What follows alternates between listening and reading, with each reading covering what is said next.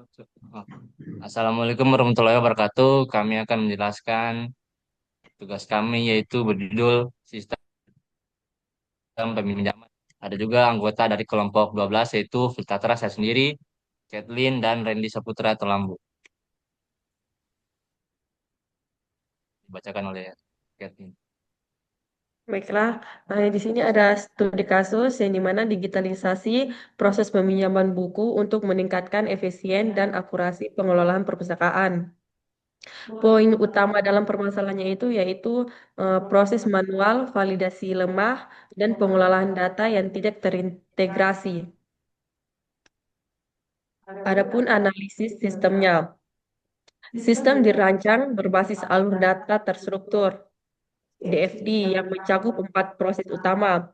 Yang pertama itu ada login dan registrasi, yang kedua pencarian buku, ketiga peminjaman buku, dan yang terakhir itu ada pengembalian buku.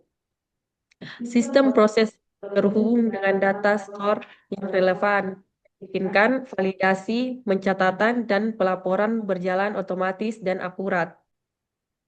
Adapun kebutuhan fungsional dan non-fungsionalnya, yaitu kebutuhan fungsional, registrasi pengguna, login pengguna, pencarian buku, melihat detail buku, meminjam buku, melihat status peminjaman, pengembalian buku, dan logout.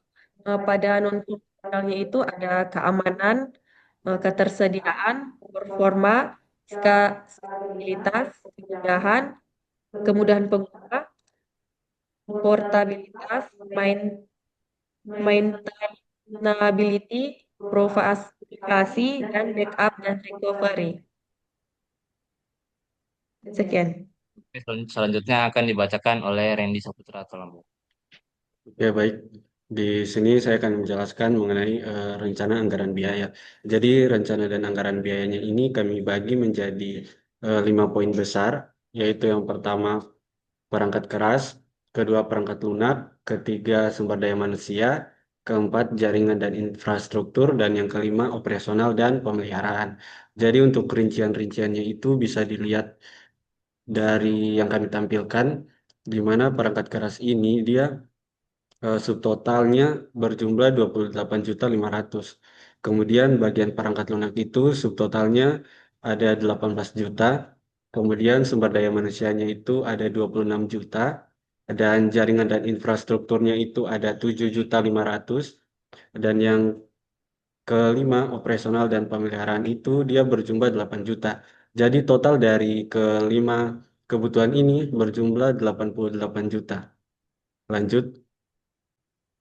Oke, kemudian di sini ada time schedule-nya, di mana kami melakukan pengerjaan ini selama 4 bulan. Yang pertama itu pertemuan dan diskusi topik, kami lakukan pada bulan pertama di minggu pertama.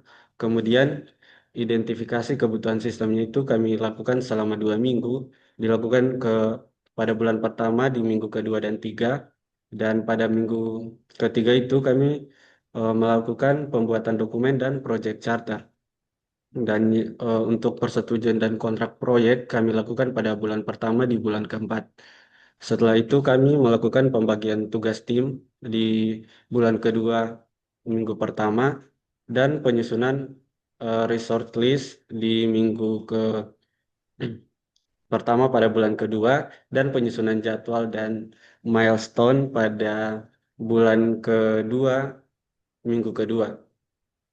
Setelah itu kami melakukan analisis data dan penyusunan kebutuhan detail pada bulan kedua minggu kedua dan melakukan perancangan DFD, use case, dan UI UX-nya pada bulan kedua minggu 2 dan 3. Setelah itu kami membuat database dan struktur sistem pada bulan kedua minggu ketiga dan keempat dan melakukan pembuatan database dan struktur sistem pada bulan kedua minggu ketiga dan empat. Kemudian kami melakukan coding backend dan frontend pada minggu keempat bulan 2 dan integrasi dan setting sistem kami lakukan di bulan ketiga minggu pertama. Setelah itu kami melakukan testing sistem pada minggu kedua bulan 3 dan melakukan review dan perbaikan sistem pada bulan ketiga, minggu ketiga dan empat. Setelah itu kami melakukan monitoring dan evaluasi progres pada minggu pertama dan minggu kedua bulan 4. Kemudian kami melakukan penyusunan laporan akhir pada bulan keempat, minggu ketiga dan empat. Kemudian penyerahan laporan dan penutupan proyek pada bulan keempat, minggu terakhir. Dan dokumentasi dan presentasi proyek itu kami lakukan selama 4 bulan pada bulan pertama sampai bulan terakhir. Oke, lanjut. Di sini saya akan menjelaskan bagian DFD-nya. Jadi kami buat DFD level 0 dan level 1. Nah, pada level 0 ini kami eh, menjelaskan hubungan utama antar pengguna dan sistem peminjaman buku secara umum. Jadi, pengguna itu dapat melakukan login, mencari buku, meminjam, dan mengembalikan buku. Sedangkan sistem, dia memproses permintaan dari pengguna untuk mengembalikan informasi seperti status login, info buku, batas waktu, dan denda. Kemudian pada level 1 itu, proses utama itu dipecah menjadi 4 proses. Yang pertama itu ada proses login dan registrasi. Yang kedua ada proses pencarian buku untuk mengambil data buku. Dan yang keempat ada proses peminjaman buku untuk mencatat peminjaman dan memperbarui status buku. Dan yang keempat itu pengembalian buku untuk mencatat pengembalian serta menghitung denda. Sekian saya kembalikan ke teman saya. Oke, di sini saya akan menjelaskan mengenai use case. Sini kami cuma menggunakan pengguna, tidak menggunakan admin. Jadi, pengguna login bisa menelusuri dan memilih buku, bisa melakukan peminjaman buku, dan juga bisa melakukan pengembalian buku. Nah, di sini ada desain Figma-nya itu pertama-tama kita akan masuk kepada masuk ke login. Di sini jika belum punya akun, kita akan melakukan registrasi. Nah, jika sudah melakukan registrasi, kita kembali ke menu login. Jika sudah login, kita akan ke beranda. Nah, di beranda ini kita bisa meminjam buku buku berdasarkan kategori. Di sini ada buku ensiklopedia, buku biografi, buku novel dan teknologi. Nah, kita akan melakukan peminjaman buku. Nah, jika di sini akan eh, menampilkan apa detail buku.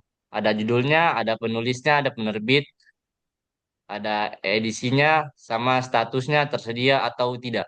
Nah, di sini eh, tulisannya itu ya tersedia. Kita bisa meminjam buku tersebut. Dan ada notnya. Buku ini dapat dipinjam selama 7 hari. Jika buku ini lebih dari terkena denda. Atau jika buku rusak atau hilang, itu diwajibkan mengganti sesuai ketentuan perpustakaan. Nah, jika sudah dikonfirmasi buku berhasil dipinjam dan bukunya itu eh, masuk ke dalam aktivitas peminjaman. Nah, di aktivitas peminjaman ini kita bisa melakukan mengembalikan buku. Nah, kita akan mengambilkan buku tersebut. Di sini akan menampilkan ulang konfirmasi mengembalikan buku.